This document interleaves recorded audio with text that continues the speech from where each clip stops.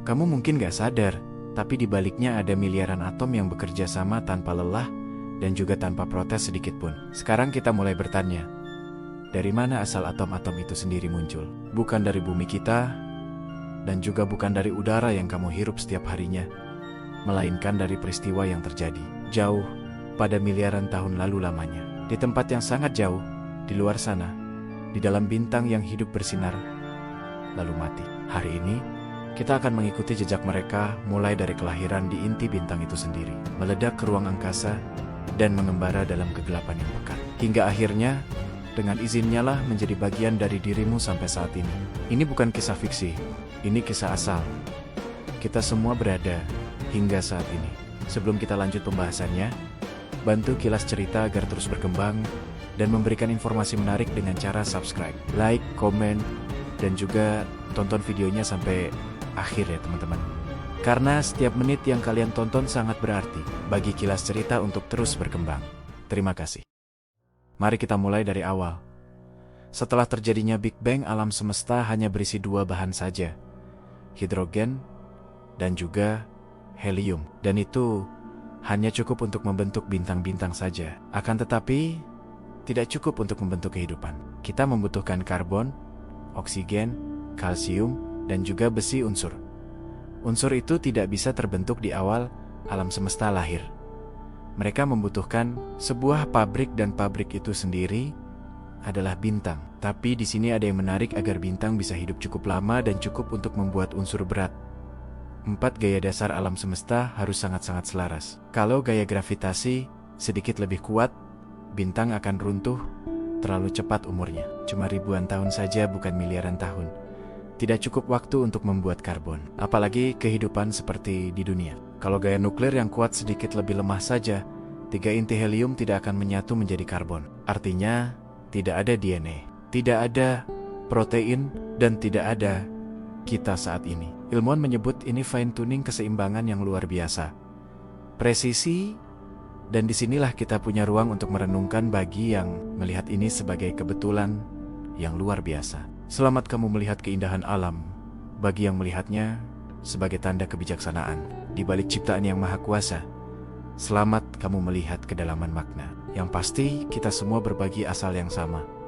Dan perjalanan itu dimulai di dalam bintang-bintang yang lahir kemudian mati. Bayangkan saja sebuah bintang, bukan seperti matahari, melainkan bintang raksasa yang volumenya 10-20 kali lebih berat. Di intinya suhu bisa mencapai 100 juta derajat Celcius. Di sana hidrogen saling bertabrakan dan menyatu jadi helium energi. Dilepaskan, lahirlah cahaya.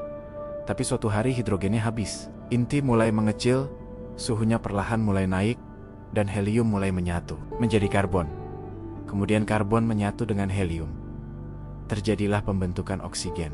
Dan kalau oksigen menyatu dengan helium, terbentuklah neon. Dan jika neon menyatu dengan helium, terbentuklah magnesium. Dan seterusnya. Ini seperti pabrik bertingkat. Lantai 1 ada hidrogen. Lantai 5 ada helium. Lantai 10 ada karbon dan oksigen, unsur dasar untuk terbentuknya sebuah kehidupan. Lantai 20 ada silikon dan belerang. Dan di lantai terakhir ada besi.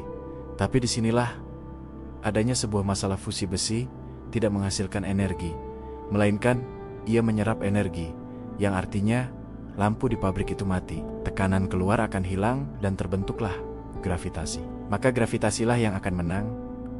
Inti bintang runtuh dalam 0,25 detik, suhu bisa mencapai 100 miliar derajat. Neutron dan proton menyatu, yang akan menyebabkan ledakan dengan kekuatan yang setara 10⁻28 megaton TNT. Dan dari reruntuhan itulah lahir sebuah unsur yang membentuk kita saat ini. Analoginya seperti bintang, itu seperti pohon, daunnya fotosintesis, batangnya distribusi, dan akarnya menyerap. Tapi saat ia mati, daunnya jatuh atau berguguran, batangnya akan lapuk, akarnya akan kembali ke tanah. Dan dari situlah lahir benih baru. Bintang pun begitu. Matinya bukan lahir, tetapi awal dari pembentukan bintang baru lainnya. Ada 2 cara utama bintang untuk mengirim unsur-unsur ke ruang angkasa. Pertama, terjadinya supernova dan kilonova. Supernova itu sendiri terjadi saat bintang besar mulai runtuh. Ledakannya begitu kuat, ia bisa bersinar lebih terang dari seluruh galaksi. Selama beberapa minggu lamanya, dari sanalah tercipta oksigen yang kita hirup saat ini, kalsium di tulang kita, dan juga besi di darah kita. Tapi ada yang lebih langka dan lebih menakjubkan, yaitu kilonova. Ini bisa terjadi saat dua bintang neutron, sisa ledakan supernova saling berputar, lalu bertabrakan. Massa mereka masing-masing 1,4 kali massa matahari. Akan tetapi, ukurannya cuma sebesar kota Jakarta. Kerapatannya, 1 sendok teh, isinya setara dengan 10 juta ton saat mereka bertabrakan. Neutron mengalir deras. Atom ringan menangkap neutron dalam hitungan detik saja, jadilah atom berat seperti emas, platinum, dan uranium. Dan pada 17 Agustus tahun 2017, kita benar-benar melihatnya. LIGO mendeteksi gelombang gravitasi dari teleskop di seluruh dunia, mengarah ke satu titik di langit, dan di sanalah mereka melihat kilonova dari analisis cahayanya. Ilmuwan memperkirakan, dalam satu peristiwa itu, terbentuk sebuah emas sebanyak massa bumi kita saat ini. Bayangkan saja, cincin di jari seseorang mungkin terbuat dari debu yang lahir di tabrakan dua bintang 130 juta tahun lalu lamanya. Tanpa kematian, bintang-bintang ini, bumi hanya akan berisi gas hidrogen dan helium saja. Tidak ada batu-batuan, tidak ada laut, dan juga tidak ada kehidupan. Setelah ledakan, debu itu melayang-layang selama jutaan tahun, hingga miliaran tahun lamanya, sampai suatu hari, ia bertemu dengan awan gas lain, dan runtuh membentuk bintang baru, yaitu matahari. Planet-planet pun terbentuk dari sisa debunya, termasuk bumi kita saat ini. Bukti nyata, meteorit seperti Allende Meteorite yang jatuh di Meksiko pada tahun 1969.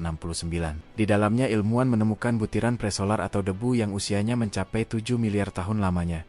Lebih tua dari matahari kita. Dengan spektrometer mereka ukur, isotopnya saja, rasio karbon minus 12 atau karbon minus 13, sangat cocok dengan bintang. AgB rasionya, oksigen minus 16 atau oksigen 18, cocok dengan supernova. Artinya, atom-atom di tubuh kita benar-benar dari tempat lain.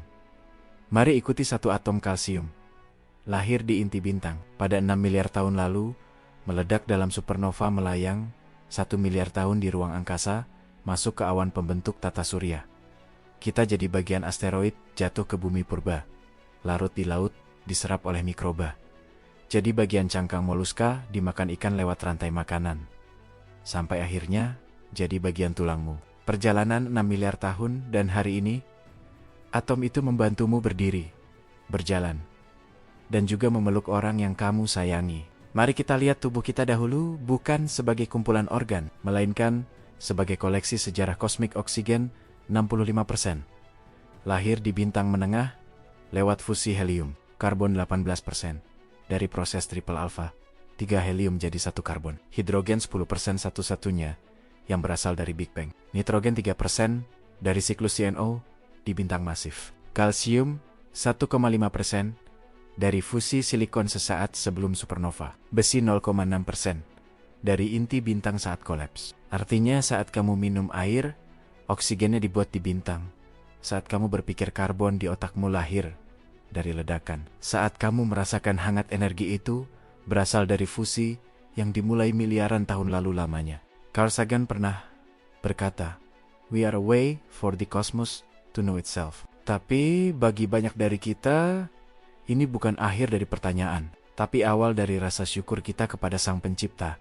Karena dari debu yang tersebar itu, melalui proses yang rumit, presisi, dan penuh keseimbangan. Dengan izinnya, kita diberi kesempatan untuk hidup, merasakan, bertanya, dan mencintai. Besok pagi, saat kamu minum segelas air, ingatlah, oksigennya dibuat di bintang yang mati miliaran tahun lalu saat kamu merasakan detak jantungmu sendiri. Ingat, besinya lahir dari ledakan yang mengguncang galaksi dan saat kamu lihat langit malam. Di luar sanalah kamu sedang melihat asalmu. Karena alam semesta bukan hanya tempat kita hidup. Ia adalah cerita kita semua berasal dari mana. Tak semua makhluk hebat dalam satu hal, tapi tidak dalam segala hal. Terima kasih sudah menonton hingga akhir. Jika konten ini bermanfaat, bantu share ke orang yang suka merenung di bawah langit berbintang. Sampai jumpa di kilas cerita berikutnya.